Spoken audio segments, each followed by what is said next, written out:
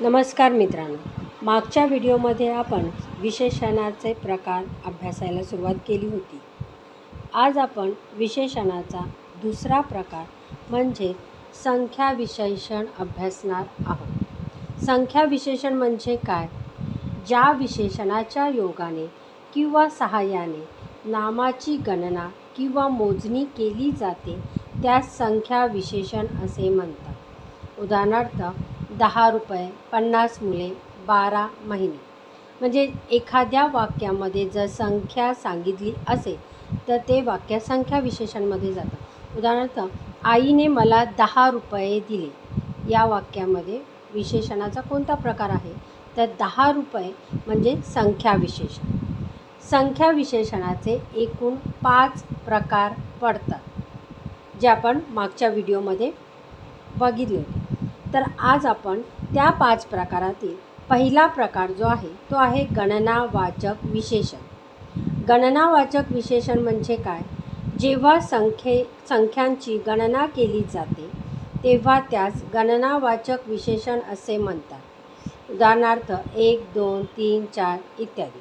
आता गणनावाचक विशेषण जर लक्षात ठेवायचं असेल तर तुम्ही लक्षात ठेवू शकता अनुक्रमणिका। का तर अनुक्रमणिका ही एक सलग नंबरने येते, म्हणजे 1, 2, 3, 4, 5, 6, 7, 8, 9, 10, 11, 12 या पद्धतीने। उदाहरणार्थ जर आपण म्हटलं की मला 50 खुर्च्या लागणार आहेत, 50 हा आकडा गणनावाचकामध्ये येतो। आता गणनावाचकामध्ये 3 प्रकार पडतात। गणनावाचकाचे सुद्धा 3 उपप्रकार आहेत। तर ते 3 उपप्रकार कोणते आहेत? 1 पूर्णांकवाचक, 2 अपूर्णांकवाचक आणि 3 साकल्यवाचक।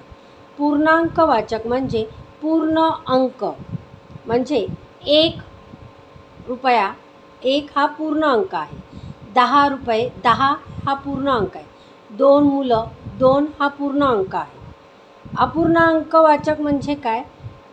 अंक पूर्ण नसणे, म्हणजे आपण म्हटलो मला परीक्षेत 10 गुण मिळाले। आता इथे अपूर्णांकवाचकाचं उदाहरण कसं येईल? मला परीक्षेत 9.5 गुण मिळाले। 1 पूर्ण अंक, अर्धा हा अर्धा अपूर्णांक। साकल्यवाचक म्हणजे सर्वही किंवा उभयंता। आता पूर्णांकवाचकाची व्याख्या काय आहे? ज्या संख्येने पूर्ण संख्येचा बोध होतो त्याला पूर्णांकवाचक म्हणतात। उदाहरणार्थ 10 मुले, 100 रुपये, 50 खुर्च्या। अपूर्णांकवाचक म्हणजे काय? ज्या संख्येने अपूर्ण संख्येचा बोध होतो, उदाहरणार्थ अर्धा गुण, पाव भाकरी या पद्धतीने। साकल्यवाचक म्हणजे काय? जेव्हा एखाद्या संख्येने दिलेल्या वस्तूंपैकी सर्व असा बोध होतो, उदाहरणार्थ सर्वही उभयंता, म्हणजे 5ही साधू 4ही दिशांना गेले। आता इथे एक गोंधळ होऊ शकतो, तो म्हणजे संख्या विशेषण, गणनावाचक आणि पूर्णांकवाचक या तिघांचीही उदाहरणं सारखी येऊ शकतात। उदाहरणार्थ 10 रुपये हे संख्या विशेषण पण आहे, गणनावाचक पण येऊ शकतं आणि पूर्णांकवाचक पण येऊ शकतं। मग परीक्षेमध्ये तुम्हाला जर अशा पद्धतीचा प्रश्न आला तर तुमचं लक्ष हे पर्यायाकडे हवं। कधीकधी पर्यायामध्ये 1 संख्या विशेषण, 2 गणनावाचक आणि 3 पूर्णांकवाचक आणि 4था पर्याय असतो सर्व पर्याय बरोबर, अशा पद्धतीचाही पर्याय दिला जातो।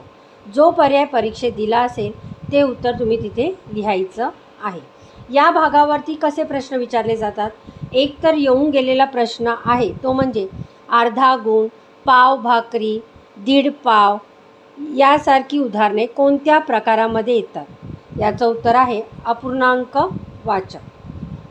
अशा पद्धतीने हा आपण संख्या विशेषणातल्या पहिल्या उपप्रकार आणि संख्या विशेषण आपण अभ्यासलं आहे। जर हा व्हिडिओ तुम्हाला नक्की आवडला असेल तर लाईक करा, शेअर करा आणि कमेंट करून नक्की सांगा। पुढच्या व्हिडिओमध्ये आपण गणनावाचकाच्या पुढचे 2 प्रकार अभ्यासणार आहोत। धन्यवाद।